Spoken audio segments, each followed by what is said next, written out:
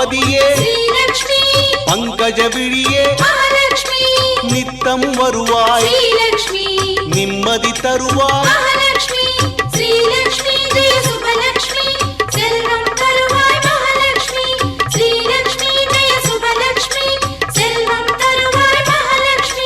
தனங்கள் தருவாய் ஸ்ரீதனலக்ஷ்மி மனதினில் நிறைவாய் மங்களம் தருவாய்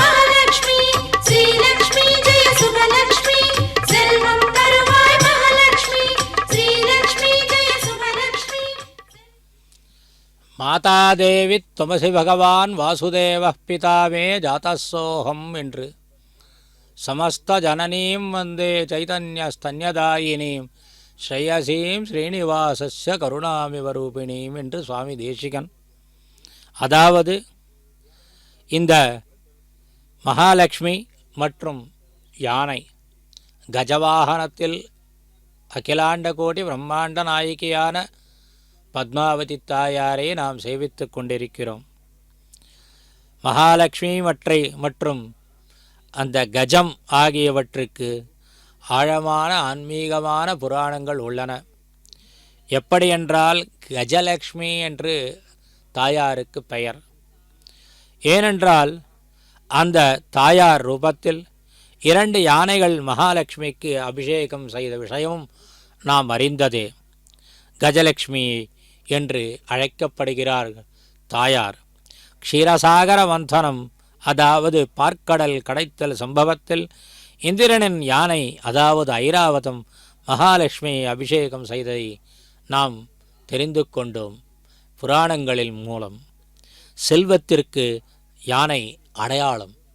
கஜராஜன் கஜம் போல் இருக்கின்ற ஐஸ்வர்யம் என்று நாம் சொல்லுகிறோம். இந்த கஜம் சக்தி, செல்வம், மதிப்பு, பெருமை, சுயநம்பிக்கை ஆகியவற்றை குறிக்கின்றது இந்த கஜம். மகாலட்சுமியோ சகல செல்வங்களின் தெய்வமாக நாம் கருதுகின்றோம். யானைகளுடன் தொடர்புடையதாக விளங்குகிறார் அந்த மகாலட்சுமி. விசேஷமானது எப்படி பகவானுக்கு ஒரு கருட வாகனம் விசேஷமோ அதேபோல் கஜவாகனத்தில் அந்த தாயார் எழுந்துருளி இருந்து நம்மை அனுகிரகித்து கொண்டிருக்கிறாள். ஐராவதம் மகாலட்சுமியன் என்று விஷயமாக நாம் பார்த்தோமானால் மகாலட்சுமி தோன்றிய போது இந்திரனின் வாகனமாக ஐராவதம் ஆசி அளித்தது. ஐராவதம் பெரிய செல்வத்தை கொடுக்கும் யானை என்று புராணங்களிலும் நாம் பார்க்கலாம். இதனால் 7 யானைகளில் அல்லது 2 யானைகள் கும்பத்தில் நீர் ஊற்றுவது செல்வத்தை பெருக்கும். அதேபோல் கோபுர கஜம், கோயில்களில் யானை மற்றும் லக்ஷ்மியை நாம் பார்க்கலாம்.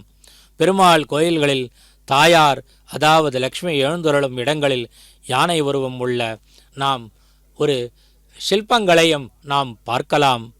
கோபுரம் அதாவது கோயில் வாசல் யானை புடைப்புகள் செல்வம் மற்றும் சுபிக்ஷத்தை அடையாளமாக நாம் பார்த்து கொண்டிருக்கிறோம்.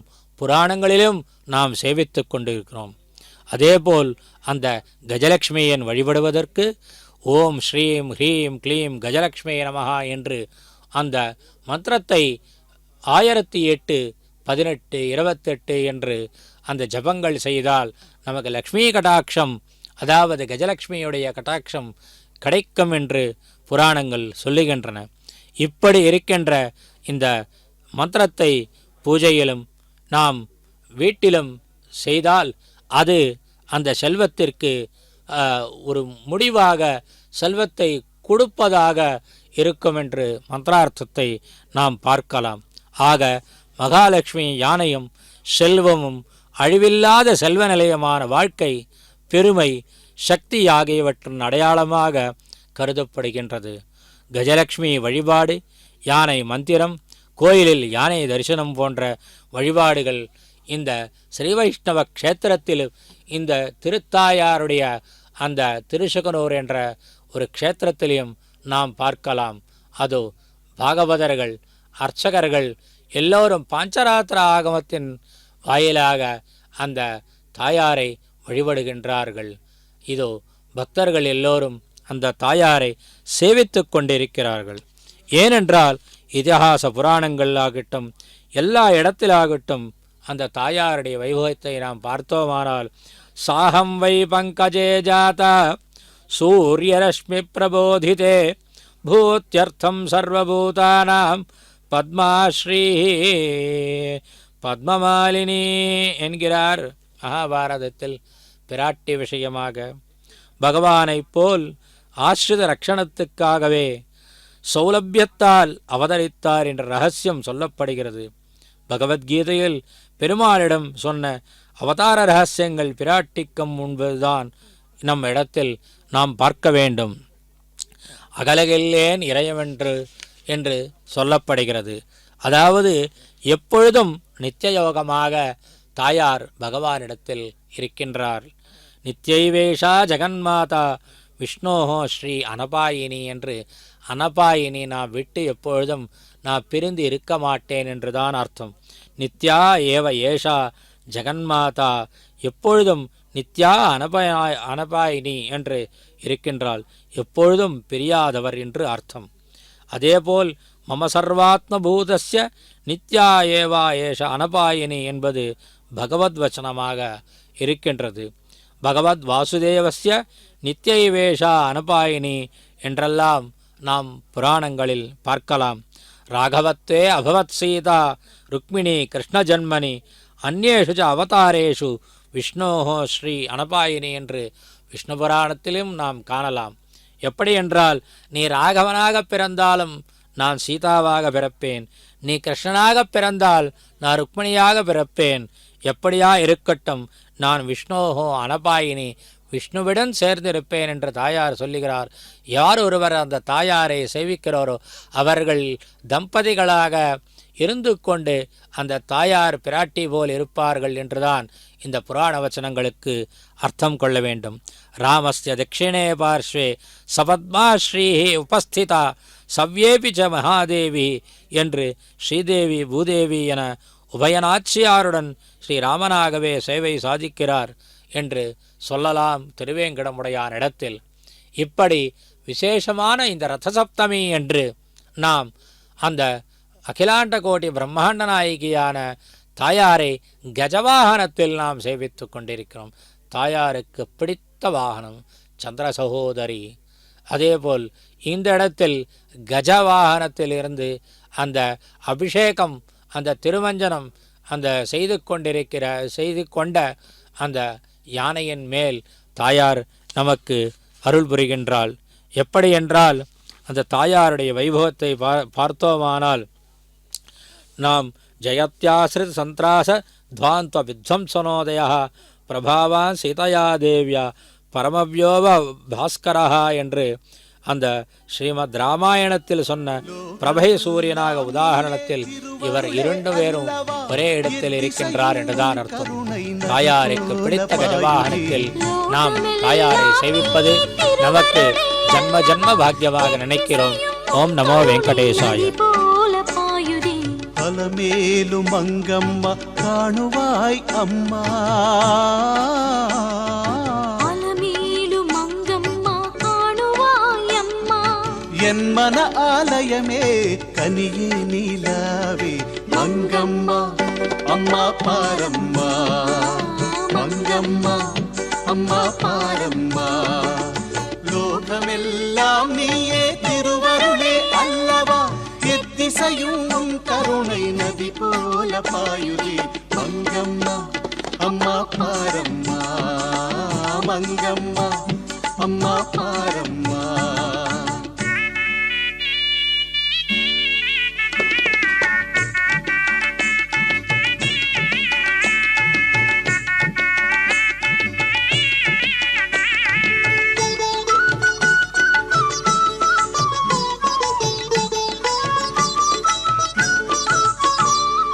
திருவேங்கடேசனின் உயிரான ராணி, கோவிந்தன் மனவானின் பிரேம நிலாவாணி.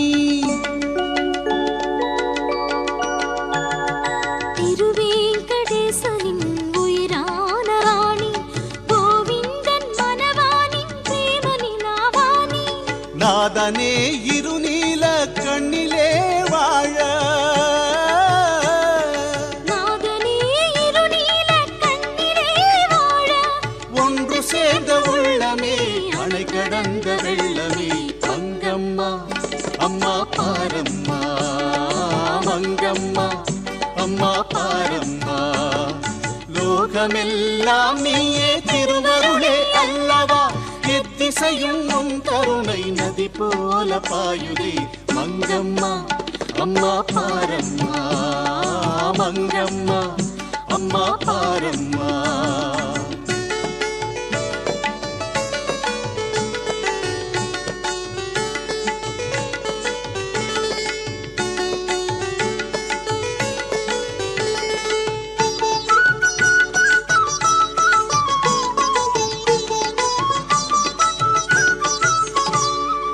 இகமதிலே எல்லாமே உன் பாதம் என்று எண்ணினோர் மனதிலே நிலையாக நின்று இகமதிலே எல்லாமே உன் பாதமென்று எண்ணினோர் மனதிலே நிலையாக நின்று உலகாளும் அலைமகளே தேமதுர திருவே உலகாளும் அலைமகளே தேமதுர திருவே செம்பஞ்சு பாதங்களை நெஞ்சிலே கொள்வோமே மங்கம்மா அம்மா பாரம்மா மங்கம்மா அம்மா பாரம்மா லோகமெல்லாம் நீயே திருவருளே அல்லவா எத்திசையும் உன் கருணை நதி போல பாயுதே அலமேலு மங்கம்மா காணுவாயம்மா அலமேலு மங்கம்மா காணுவாயம்மா என் மனாலயமே கனியே நீலாவே மங்கம்மா அம்மா பாரம்மா மங்கம்மா அம்மா பாரம்மா மங்கம்மா அம்மா பாரம்மா மங்கம்மா அம்மா பாரம்மா மங்கம்மா அம்மா பாரம்மா மங்கம்மா அம்மா பாரம்மா மங்கம்மா அம்மா பாரம்மா திருவேங்கடமுடையான் பிறகு திருசுகனூர் அந்த க்ஷேத்திரத்தில் கஜவாகனத்தில் ரத சப்தமி அன்று கஜவாகனத்தில் தாயார் கஜவரமதிரூடா சங்கசக்ராசிஷார்ங்காதி அமித நிஷித சஸ்திராஸ்திரோத்பட்டா சாத்ரவேஷு சுமதுரதரஹாசேன ஆஸ்ரிதான் ஹர்ஷயந்தி ரிபு நிவஹனிராசம் வீரலக்ஷ்மீர்விதத்தாம் என்று. அதாவது தாயார் கஜவாகனத்தில் எழுந்தருளி இருந்தால் என்ன அர்த்தம் என்றால் வீரலக்ஷ்மியாக தான் இருப்பாள். ஏனென்றால் கஜம் ஐஸ்வர்யத்துக்கும் அது தரஹாசத்துக்கும் ஒரு தர்ப்பத்துக்கும் ஒரு சாதிகாரத்துக்கும் ஒரு சின்னமாக இருக்கின்றது. அதாவது கஜவரமதிரூடா சங்கசக்ராசிஷார்ங்காதி அமித நிஷித சாஸ்திர அஸ்திர உத்பட்டா சாத்திரவேஷு எல்லா விதமான சஸ்திர அஸ்திரங்களோடு இருக்கின்ற தாயார் என்று. அதே போல் கஜத்தில் தாயார் எழுந்தருளியிருந்தால் இதெல்லாம் இல்லாமலேயே இருக்கின்றதான் அர்த்தம். எப்படி என்றால் கஜம் தரஹாசத்துக்கு, அதாவது ஒரு தர்ப்பம், நான் இப்படி கஜத்தின் மேல் வருகின்றேன் என்றால் நான் ராஜாதி ராஜன் அல்லது ராணி என்றுதான் அர்த்தம். அது குதிரையில் போனால் வேட்டை, கஜத்தில் வந்தால் அது ஜனங்களுக்கு அனுகிரகம் கொடுக்கிறதுக்கு.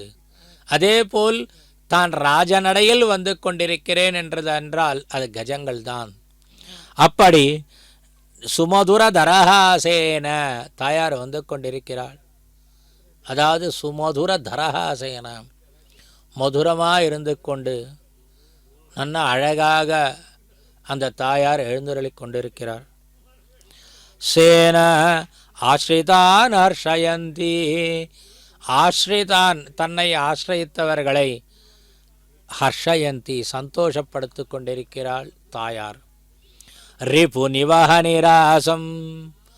ரிபு நிவஹ நிராசம்.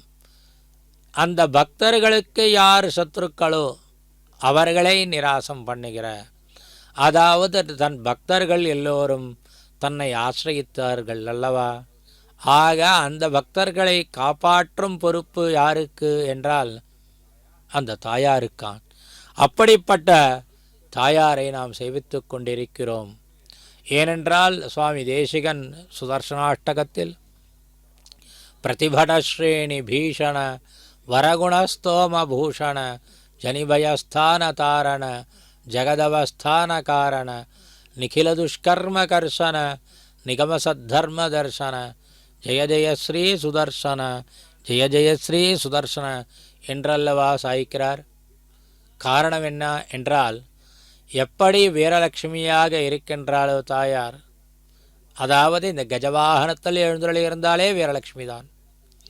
அதேபோல் பகவானுடைய ஒரு சக்கரம் இருக்கின்றதே, அது பிரதிபடஸ்ரேணி பீஷண. பிரதிபடாக அதாவது பகவத்துடைய பக்தர்களுக்கு விரோதிகள், அவர்களுக்கு இந்த சுதர்சனத்தை பார்த்தால், சக்கரத்தை பார்த்தால் பீஷணமாக தெரிகின்றதான், அதாவது பயங்கரமாக தெரிகின்றது.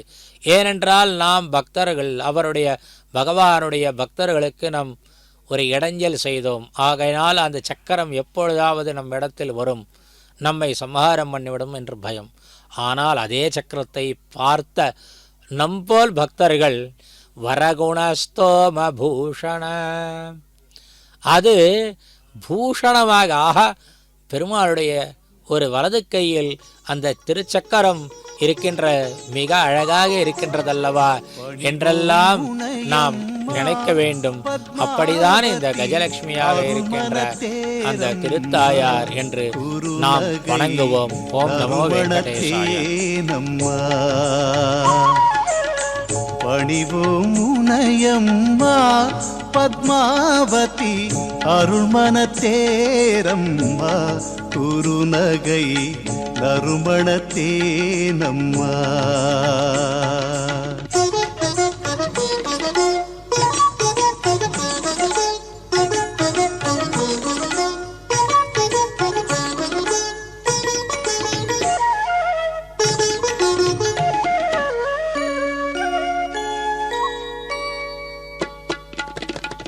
நினைவிலே தெளிவோ அறிவிலே ஒளியோ சந்நிதி இருளில் உன்னகை நிலவோ.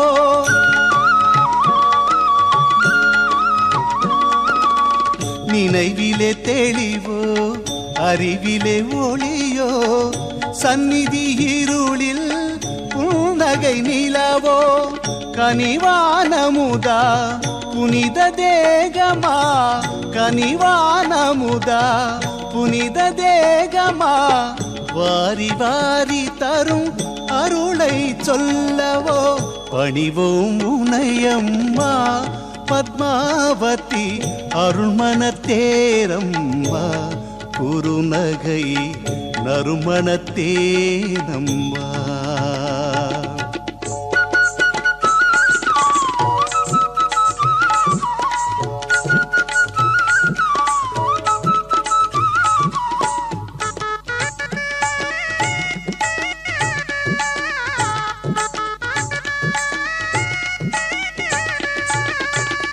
அன்னை உன் பதமே பூவின் இதழோ, நெஞ்ச கோவிலுள்ள அன்பு பிம்பமோ.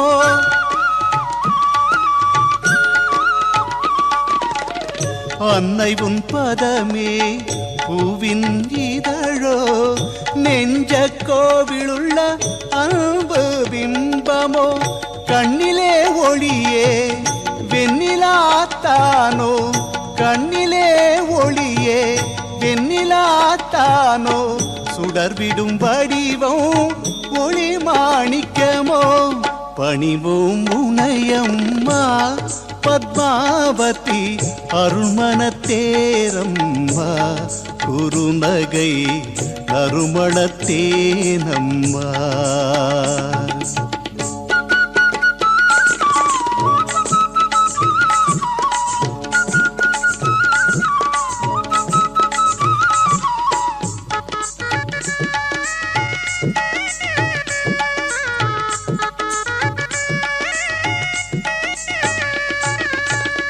இதயமே மலரோ வதனமே நிலவோ அன்னை தருவது சிந்தனை தெளிவோ.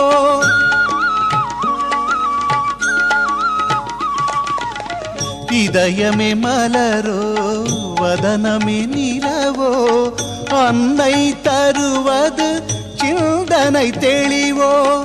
ஞானமே கனிவே மோகன ரூபமே ஞானமே கனிவே மோகன ரூபமே. அன்னையின் பணியே எங்கள் பாக்யமா பணிவோம் உனையம்மா. பத்மாவதி அருள்மணத்தேரம்மா குறுநகை நறுமணத்தேனம்மா. பணிவோம் உனையம்மா பத்மாவதி அருள்மணத்தேரம்மா குறுநகை நறுமணத்தேனம்மா.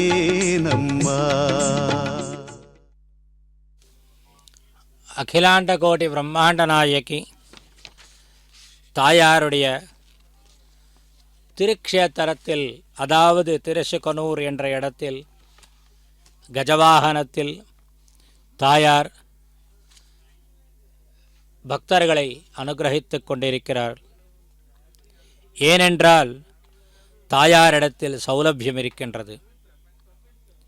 ஜகதஹ அஸ்ய ச ஈசானா என்று, இந்த ஜகத்துக்கு ஈசானா யார் என்றால் தாயார். அதேபோல் தேவதேவஸ்ய மகிஷி, தேவர்களுக்கும் தேவனாக இருக்கின்ற அந்த திருவேங்கடமுடையானுடைய மகிஷியாக இருக்கிறாள். திவ்யா என்று பெயர், அனபாயினி என்றும் அவளுக்கு பெயர். நித்யானபாயினி என்றுதான் அர்த்தம். நித்யாயனபாயினியாயிருக்கின்ற தாயாரை நாம் சேவித்து கொண்டிருக்கிறோம். நாராயணம் பத்மபுவம் வசிஷ்டம் சக்திம் ச தத்புத்திர பராசரம் ச வியாசம் சுகம் கௌடபதம் மகாந்தம் கோவிந்த யோகீந்திர மதாஸ்ய சிஷ்யம் என்று அந்த லக்ஷ்மீநாத சமாரம்பாம் என்றுதான் நாம் அந்த பகவானையும் சேவித்து கொண்டிருக்கிறோம். ஏனென்றால் அத்தலக்ஷ்மீ சமபியர்ச்சியா பூமி நீலாதிபிஸ்ஸக சூத்திரவத்யாதிபிஷ்சைவ பிரபன்னேன விசேஷதா என்று லக்ஷ்மி விசிஷ்டமாக பகவானை சேவிப்பதுதான் நமக்கு ஒரு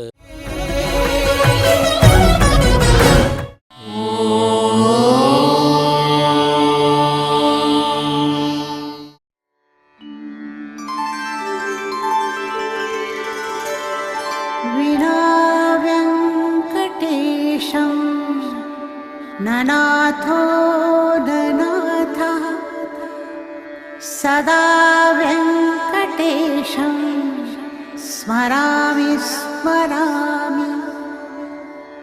हरे व्यङ्कटेश प्रसीद प्रसीद. प्रियं वेङ्कटेश प्रयच्छ प्रयच्छ.